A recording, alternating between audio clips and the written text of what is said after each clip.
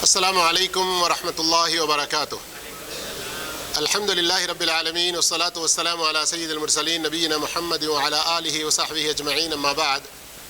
محترم معزز ساتھیوں، 1447 ہجری کا یہ رمضان المبارک جس کے 5 دن ہم پورے کر چکے ہیں، اللہ تعالی ہم میں سے ہر ایک کے روزے کو، تراویح کو اور ساری نیکیوں کو قبول فرمائے۔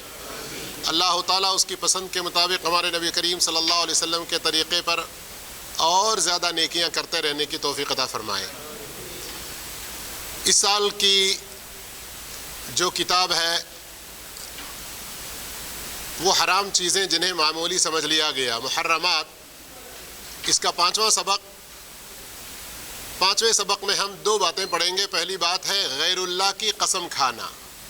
کس کی قسم کھانا ہے؟ لوگوں میں عادت نہ ہے، اللہ کے علاوہ دوسروں کی قسم کھاتے ہیں نا لوگ، صحیح ہے یہ بھی شرک میں داخل ہوتا ہے۔ کس میں؟ اللہ سبحانہ و تعالیٰ اپنی مخلوق میں سے جس کی قسم کھائے اس کو پورا حق حاصل ہے۔ کیوں؟ وہ اللہ ہے، اپنی مخلوق میں سے جس کی بھی چاہے قسم کھا لے۔ لیکن ہم مخلوق، ہم انسان، اللہ کے علاوہ کسی کی قسم کھانا جائز نہیں ہے، چاہے وہ کوئی نبی ہو یا کوئی ہمارے ماں باپ ہی کیوں نہ ہو۔ اللہ کے علاوہ کسی کی قسم کھانا جائز نہیں ہے۔ لیکن بہت افسوس کا مقام ہے کہ بہت سارے لوگ غیر اللہ کی قسم ان کی زبان پر چڑھا ہوا رہتا ہے۔ ہر چھوٹی بڑی بات پر میرے بیٹے کی قسم، میرے سر کی قسم، میری ماں کی قسم، میرے باپ کی قسم، اس طرح سے، اور دوسرے لوگ دوسرے الفاظ میں قسمیں کھاتے رہتے ہیں جو کہ بالکل جائز نہیں ہے۔ یہاں ایک بات اچھی طرح سے جان لیجئے اور اپنے ذہنوں میں بٹھا لیجئے، جس کی قسم کھاتے ہیں اس کی بڑائی، اس کی تعظیم اور اس کا وقار، اس کا اہتمام ہوتا ہے۔ یعنی کوئی بھی آدمی کسی کی قسم کھاتا ہے تو کسی بڑے، اپنے سے بڑے مرتبے والے یا اپنے سے بڑے کسی بھی طرح سے، تو اس میں سب سے بڑا کون ہے؟ اللہ اکبر کہتے ہیں نا۔ تو اب اللہ کے علاوہ کسی اور کی قسم کھانا جائز نہیں ہے۔ ذرا سنیے اس حدیث کو۔ عبداللہ بن عمر رضی اللہ عنہ بیان کرتے ہیں کہ رسول اللہ صلی اللہ علیہ وسلم نے فرمایا، الا، الا کا مطلب سنو، غور سے، توجہ سے سنو، اٹینشن، ان اللہ ینہاکم ان تحلفوا بآبائکم، اللہ تعالی منع کرتا ہے کہ تم اپنے باپ داداؤں کی قسم کھاؤ، اس سے اللہ تمہیں روکتا ہے۔ باپ دادا کی قسم کھانے سے اللہ تمہیں روکتا ہے۔ من کان حالفا، جو بھی قسم کھانے والا ہو، فلیحلف باللہ، اللہ کی قسم کھائے، اور لیصمت، یا خاموش رہے، کسی دوسرے کی قسم نہ کھائے۔ صحیح بخاری اور صحیح مسلم کی حدیث ہے یہ۔ عبداللہ بن عمر رضی اللہ تعالیٰ عنہما سے ہی ایک اور روایت ہے مسند احمد میں، شیخ البانی رحمہ اللہ نے اس کو صحیح الجامع میں ذکر کیا، من حلف بغیر اللہ فقد اشرک، جس نے اللہ کے علاوہ کسی اور کی قسم کھائی اس نے شرک کیا۔ اللہ اکبر، اللہ ہم سب کو اس شرک سے بچائے۔ اسی طرح سے اور ایک تنبیہ،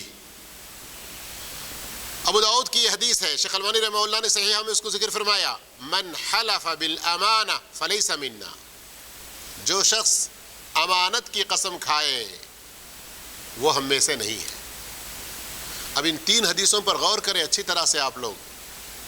اللہ منع کرتا ہے غیر اللہ کی قسم کھانے سے، اور غیر اللہ کی قسم کھانا شرک ہے، اور غیر اللہ میں امانت بھی داخل ہے۔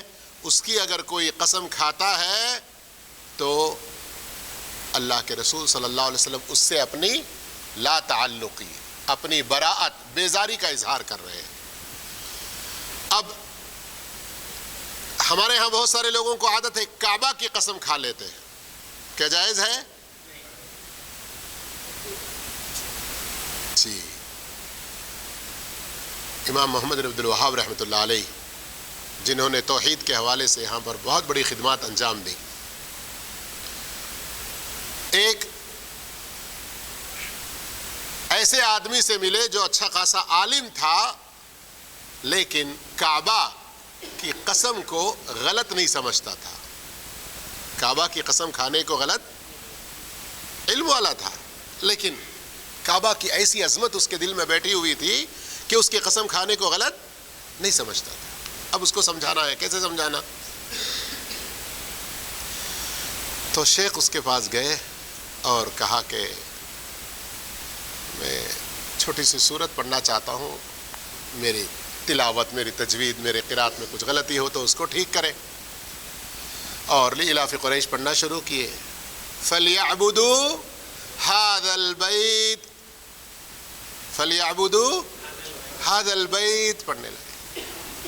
تو شیخ انہوں نے کہا، عالم صاحب نے کہ نہ غلط ہے، فَلْيَعْبُدُوا رَبَّ هَذَا الْبَيْتِ۔ ہم کعبہ کے پاس تو آ کر عبادت کرتے ہی ہیں، فَلْيَعْبُدُوا هَذَا الْبَيْتِ۔ کہا کہ نہیں، تو شاید پھر کعبہ کی قسم کھاتا ہوں یہ بھی صحیح نہیں ہے، کعبہ کے رب کی قسم کھاتا ہوں ایسا کہنا چاہیے۔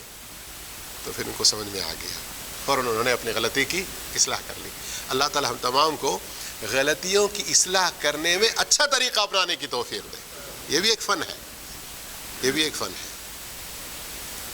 بات چل رہی تھی غیر اللہ کی قسم کے بارے میں، امانت کی قسم، کعبہ کی قسم، کسی کے بزرگی کی قسم، کسی کی برکت کی قسم، کسی کے زندگی کی قسم، نبی کی قسم، نبی کے رتبے کی قسم، کسی کے ولی کے مقام کی، باپ کی، دادا کی، ماں کی، اولاد کے سر کی، کسی بھی طرح کی کوئی قسم اللہ کے علاوہ ہے، ناجائز اور حرام ہے۔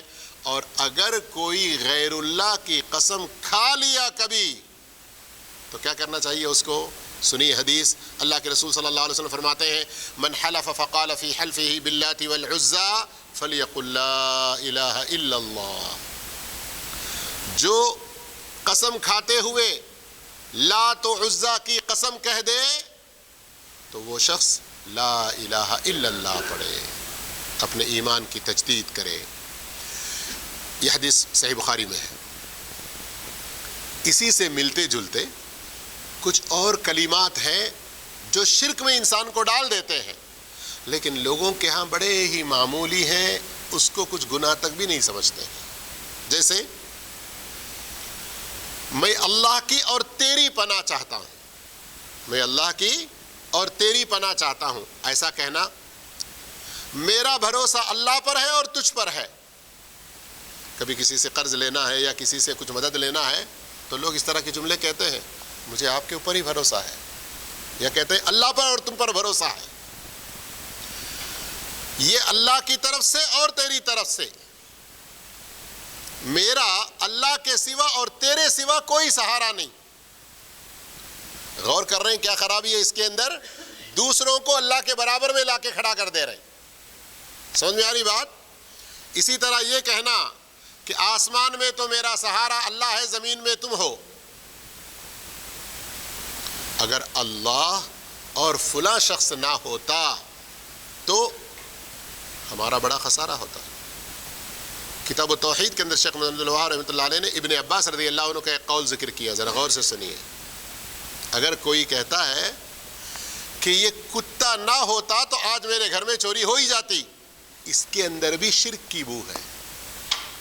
اللہ کی مہربانی سب سے پہلے، اللہ رب العالمین کا، یہ دنیا میں جو اسباب ہیں ان کو اللہ کے برابر میں ذکر نہ کریں۔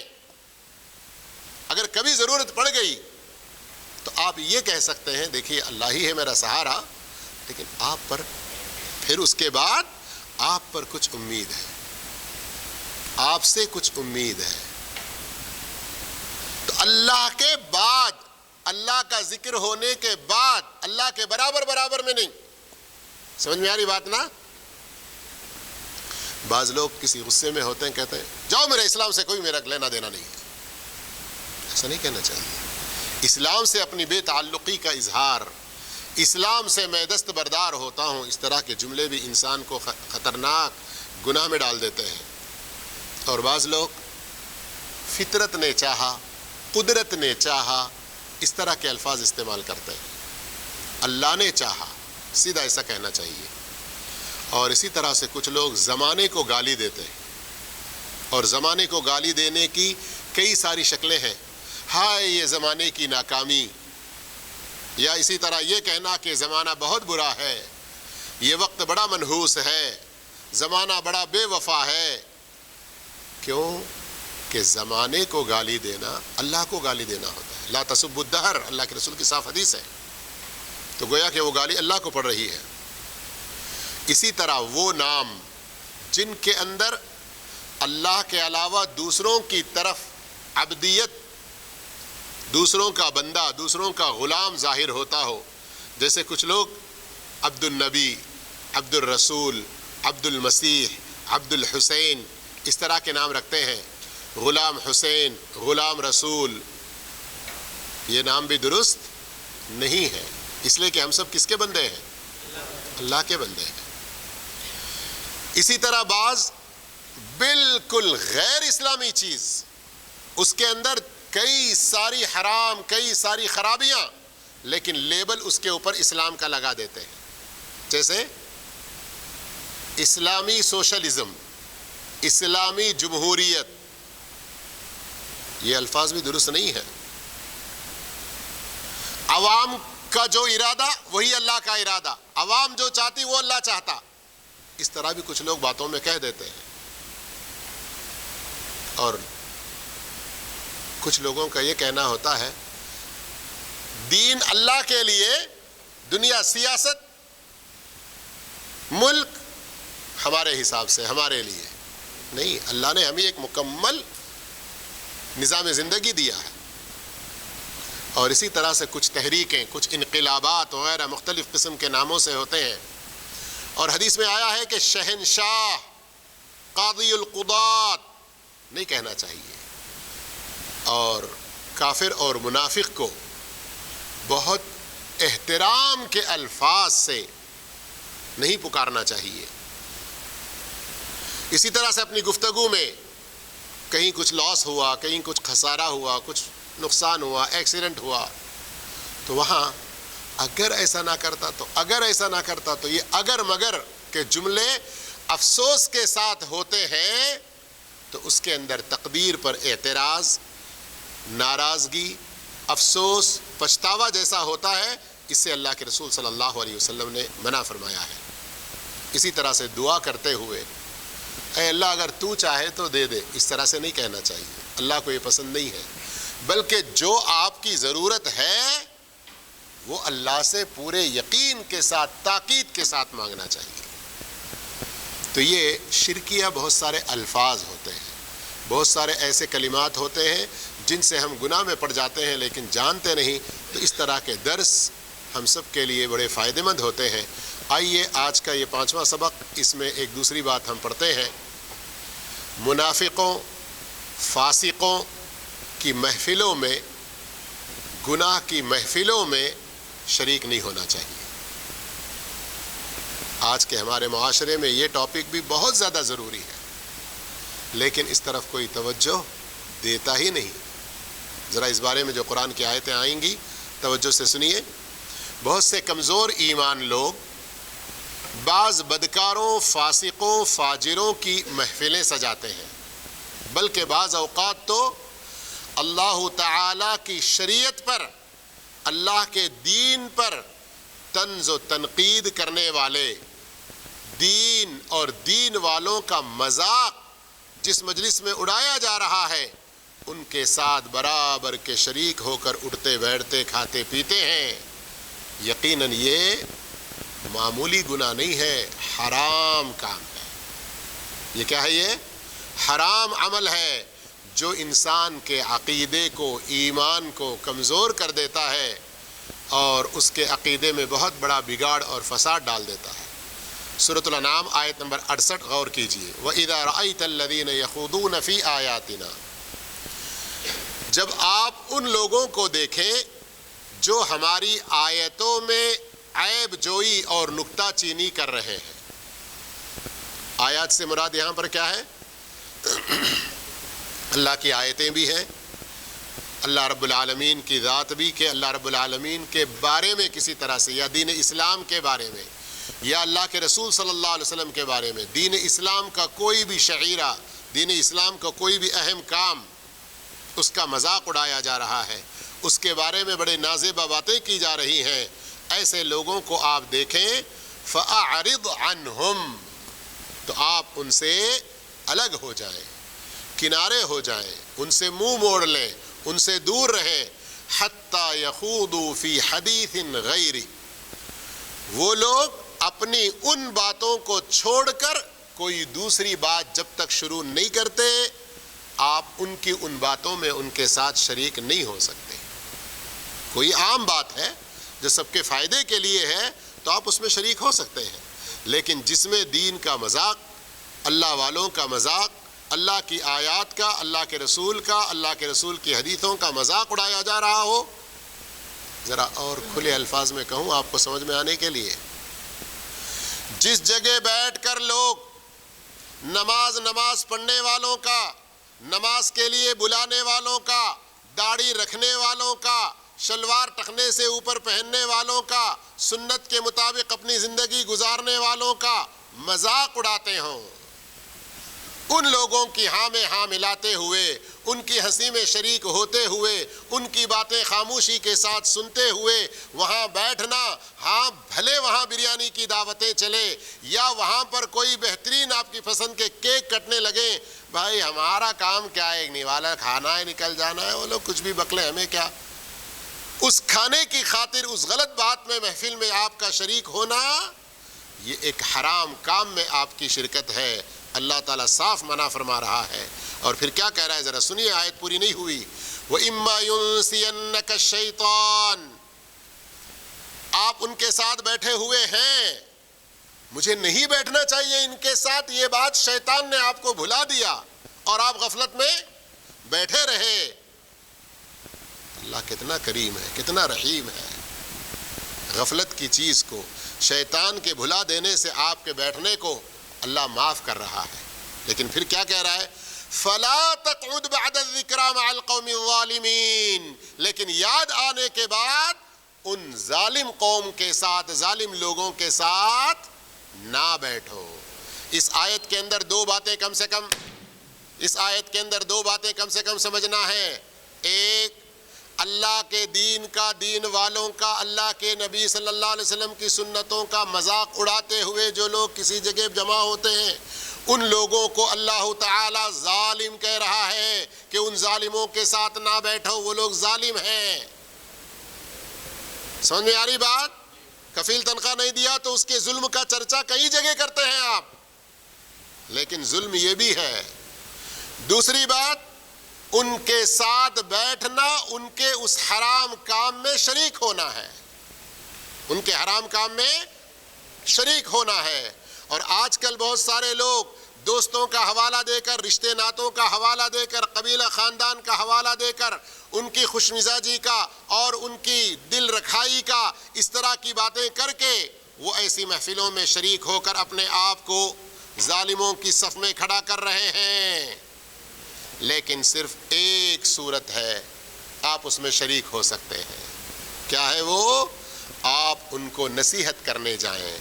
یہ سورہ انعام کی آیت سنے تھے نا، اس سے پہلے سورہ نساء کے اندر اس مفہوم کی ایک آیت ہے، وہاں پر اللہ رب العالمین نے صاف طور پہ بیان کیا کہ اگر آپ ان کو نصیحت کریں، وہاں جا کر ان کی غلطی کو غلطی کہیں، آپ وہاں جا کر ان کو ان کی اس برائی سے، ان کے اس ظلم کی باتوں سے، کاموں سے روکیں، تو پھر آپ شریک ہو سکتے ہیں ان کے ساتھ۔ لیکن وہاں جا کر حق نہ کہنا، غلطی کو غلط نہ کہنا، ان کے ساتھ شریک ہونا۔ سنیے سورہ توبہ آیت نمبر 96 میں 96 میں اللہ کہتا ہے فَإِن تَرْضَوْا عَنْهُمْ، اگر وہ ان کے ساتھ راضی ہو کر بیٹھ بھی جاتے ہیں۔ یہ منافقوں کی صفت بتا رہا ہے اللہ تعالیٰ کہ یہ منافق لوگ، اس کا مطلب یہ ہے کہ ایسے گناہ کے کاموں میں شریک ہونا یہ نفاق کی ایک علامت ہے، اللہ ہم سب کو اس سے بچا کے رکھے۔ فرمایا فَإِن تَرْضَوْا عَنْهُمْ، اگر یہ منافق لوگ ایسے لوگوں کے ساتھ جا کر بیٹھنے میں راضی ہوتے ہیں، خوش ہوتے ہیں، فَإِنَّ اللَّهَ لَا يَرْضَى عَنِ الْقَوْمِ الْفَاسِقِينَ، بے شک اللہ تعالیٰ فاسق لوگوں سے کبھی راضی تو اس طرح کی مذاق کی باتیں کرتے بیٹھنا یہ فسق والا کام ہے۔ ان دو آیتوں پر غور کریں، وہ لوگ فاسق بھی ہو رہے ہیں، ظالم بھی ہو رہے ہیں، اس لیے ایسی محفلوں میں نہ بیٹھیں۔ اب ایسی محفلوں میں وہ لوگ بھی آ جاتے ہیں جو ایسی محفلوں کو فیس بک کی پیج پر بڑے شوق سے دیکھتے ہوں، یوٹیوب پر بڑے شوق سے دیکھتے ہوں، کیا کہ ارے میں وہ بالی ووڈ میں ٹالی ووڈ میں تھوڑی جا رہا ہوں، لیکن یہاں دیکھ کر ان کو جو لائک نہ بھی دے رہے ہو ان کے ویورز تو بڑھا رہے ہو، یہ بھی ظلم میں شریک ہو رہے ہو۔